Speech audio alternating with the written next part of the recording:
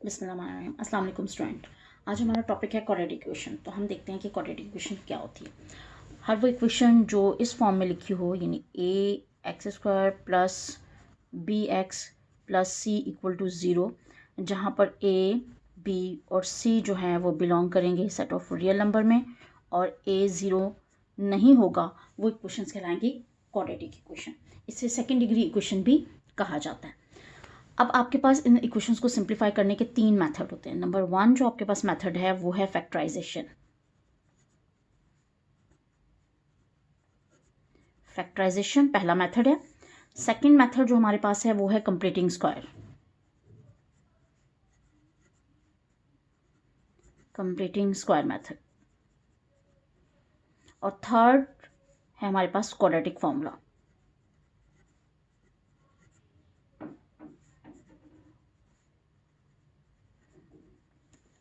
ठीक है, ये तीन मेथड हैं जिनसे हम किसी भी क्वाड्रेटिक इक्वेशन को जो कि स्टैंडर्ड फॉर्म में लिखी हो उसे सिंप्लीफाई कर सकते हैं। तो इक्वेशन को सबसे पहले स्टैंडर्ड फॉर्म में होना चाहिए। आज का जो हमारा टॉपिक है वो है फैक्टराइजेशन, यानी आज हम पढ़ेंगे फैक्टराइजेशन का मेथड और इसकी एप्लीकेशन किस तरह से है और क्वेश्चंस में किस तरह से हमने फैक्टर्स बनाने हैं।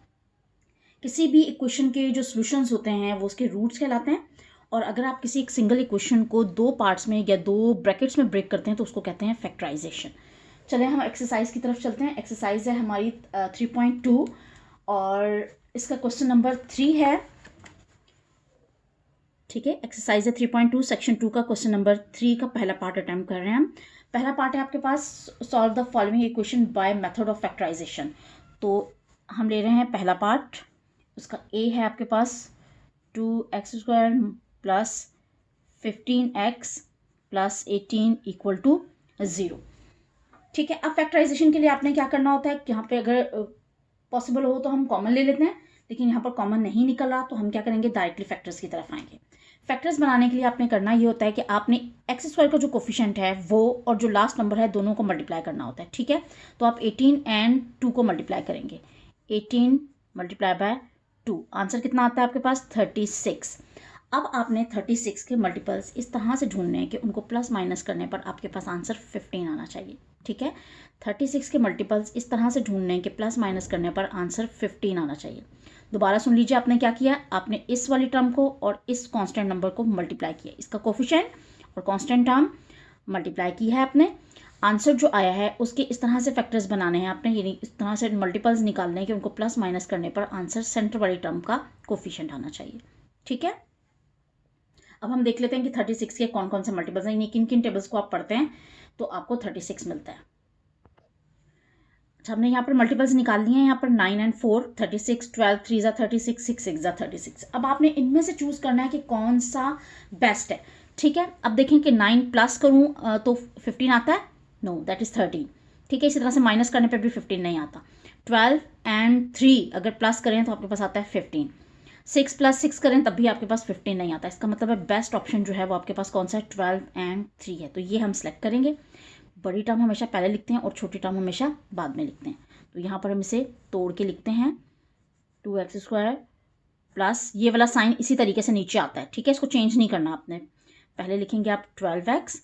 अब ये टर्म प्लस है तो दूसरी भी प्लस होगी तो प्लस होगा, तो यहाँ पर भी प्लस साइन लगेगा और ये हो जाएगा 3x प्लस 18 इक्वल टू 0। ठीक है, अब कॉमन निकालते हैं। यहाँ से कॉमन निकलेगा 2 और साथ में निकलेगा x। 2x कॉमन निकलेगा और ये बचेगा आपके पास यहाँ पर एक x, और यहाँ पे x आपने कॉमन ले लिया। 2 का टेबल कहाँ तक पढ़ेंगे कि 12 आए, 6 तक। प्लस 3 कॉमन आ रहा है, x प्लस 6 इक्वल टू 0। इस चीज़ का आपने ख्याल रखना होता है कि ब्रैकेट जो आ रही हैं वो दोनों सेम बननी चाहिए। ठीक है, फिर दोबारा कॉमन लेंगे और दोबारा कॉमन निकालेंगे x प्लस 6। अब आपके पास आएगा 2x प्लस 3 इक्वल टू 0। ठीक है, अब ये देखें इस तरह से दो ब्रैकेट्स में जो ब्रेक करना है इसको कहते हैं फैक्टर्स। ये एक फैक्टर है और ये दूसरा फैक्टर है। जब दो फैक्टर्स का प्रोडक्ट इक्वल टू 0 होगा तो आपने 1 बाय 1 यानी एक एक करके दोनों को इक्वल टू 0 रखना है, यानी x प्लस 6 इक्वल टू 0 और 2x प्लस 3 इक्वल टू 0। यहाँ से ये लीनियर इक्वेशन बन गई है। इनको हम सिंप्लीफाई करते हैं और यहाँ से वैल्यू निकालते हैं x की। यहाँ से आपके पास x आ जाएगा x इज इक्वल टू -6 और यहाँ से आपके पास आ जाएगा x इज इक्वल टू -3 और ये 2 इधर मल्टीप्लाई हो रहा है, इधर आके डिवाइड कर देगा। ठीक है, ये दोनों आंसर्स निकल आए हैं। अब जो लास्ट में काम हमें करना होता है वो होता है कि आपने लास्ट में सॉल्यूशन सेट लिखना है। ये ज़रूरी होता है। सॉल्यूशन सेट शॉर्ट करके भी लिख सकते हैं SS। सेट की ब्रैकेट लगाएंगे आप यहाँ पर और ये दोनों आंसर्स जो हैं वो अपने सॉल्यूशन सेट में पुट कर देना। ठीक है, ये हमारा क्वेश्चन डन हो गया। चलें नेक्स्ट क्वेश्चन की तरफ। पार्ट बी है आपके पास x² - 11x + 28 = 0। अब यहाँ पर कोफिशिएंट कितना है? 1 है। ठीक है, 1 28 = 28, 1 × 28 = 28। ठीक है, ये भी आप सिलेक्ट कर सकते हैं, लेकिन इनको भी प्लस माइनस करके 11 नहीं आता। तो आपने सेलेक्ट करना है 28 के मजीद मल्टीपल्स इस तरह से कि उनको प्लस माइनस करने पर आपके पास आंसर 11 आना चाहिए। चलें स्टार्ट करते हैं इसे हम। हमारे पास मल्टीपल्स आ रहे हैं 14 2s एंड 7 4s। 14 में 2 प्लस करूँ या माइनस करूँ तो 11 नहीं आता। ठीक है, 7 में अगर 4 प्लस करते हैं तो आपके पास आंसर जो है वो कितना आता है? 11 आता है। ठीक है, अब ये वाला पेयर जो है वो आपने सेलेक्ट करना है। अब इसमें बड़ा नंबर आपने पहले लिखना है, यानी ब्रेक किस तरह से करते हैं आप? यहाँ लिखेंगे x², ये वाला साइन ऐसे ही उतारेंगे आप, यानी माइनस, तो पहले लिखेंगे 7x। अब आपने करना है प्लस और यहाँ पर लगा हुआ है माइनस साइन, इसका मतलब है दूसरा साइन भी नेगेटिव होगा तो ये प्लस होगा। तो यहाँ पर लगाएंगे -4x + 28 = 0। ठीक है, इनमें से कॉमन निकलता है x और ये हो जाएगा x - 7, -4 कॉमन लेंगे और ये हो जाएगा x। अब जब बाहर नेगेटिव साइन होगा, अंदर द सेकंड साइन जो होगा या ब्रैकेट के अंदर जो साइन आएगा वो चेंज हो जाएगा। यहाँ पे प्लस था, यहाँ पे माइनस आ जाएगा और 7 4s = 28 = 0। दोबारा कॉमन निकालेंगे x - 7 और रिमेनिंग टर्म यानी बाकी बचने वाली टर्म होगी x - 4 = 0। ठीक है, ये फैक्टर्स बन गए। अब आपने इनको क्या करना है? 1 by 1 रखना है = 0। ठीक है, यहाँ से आपके पास आ जाएगा x = 7 और यहाँ से आपके पास आ जाएगा x = 4।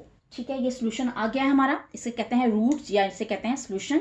ये वो आंसर्स होते हैं जो गिवन इक्वेशन को सेटिस्फाई करते हैं। इसे अब हम लिखते हैं सोल्यूशन सेट में, शॉर्ट करके लिखा है मैंने सोल्यूशन सेट, और सेट की ब्रैकेट ज़रूर लगानी है आपने 7, 4।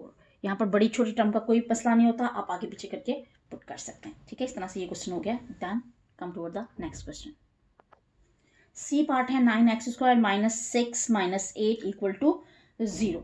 ठीक है, अब यहाँ पर कोफिशिएंट अगर कॉमन निकल रहा है तो कॉमन निकाल लें, कॉमन कुछ नहीं निकल रहा। ठीक है, तो आपने क्या करना है? 9 और 8 को मल्टीप्लाई करना है और उसके बाद उसके फैक्टर्स निकालने हैं।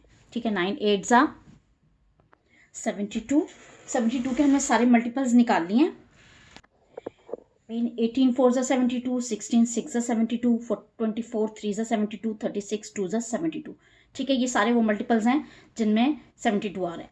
अब इसमें से बेस्ट कौन सा है? अब इनमें देखें कि सब में करने के बाद आपके पास ये वाला बेस्ट है, यानी 12 6s = 72 और 12 में से 6 माइनस करेंगे तो आपके पास आंसर 6 आएगा। तो आपने ये चूज़ करना है। तो हम लिखेंगे 9x² - 12x माइनस करना है तो यहाँ पर प्लस होगा 6x - 8 = 0। ठीक है, यहाँ से आप कॉमन लेंगे 3 और साथ में x, तो ये आपके पास आ जाएगा 3 3s = 9, x - 4 3s = 12 और x आप कॉमन ले चुके हैं। यहाँ से कॉमन आएगा 2 2 3s = 6 एंड 2 4s = 8 = 0। अब देखें यहाँ पर बाहर पॉजिटिव साइन था इसलिए आपने अंदर का साइन चेंज नहीं किया और दोनों ब्रैकेट सेम आई हैं आपके पास।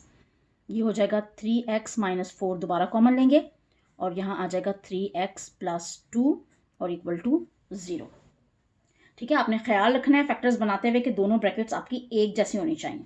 अब दो फैक्टर्स आ गए हैं आपके पास, आप अपने पुट करेंगे = 0, यानी 3x - 4 = 0 और 3x + 2 = 0। अब यहाँ पर सिंप्लीफिकेशन करते हैं। यहाँ से आ जाएगा x = 4/3 और यहाँ से आ जाएगा x = -2/3। ठीक है, अब ये आपके पास आ गए हैं सोल्यूशन। और सोल्यूशन क्या होता है? वो आंसर्स जो गिवन इक्वेशन को सेटिस्फाई या वेरीफाई करते हैं। ये हो जाएगा 4/3 एंड -2/3। सोल्यूशन सेट लिखना कंपलसरी है, यानी अपने लाजमी लिखना है। अब आते हैं नेक्स्ट क्वेश्चन पे, क्वेश्चन नंबर डी।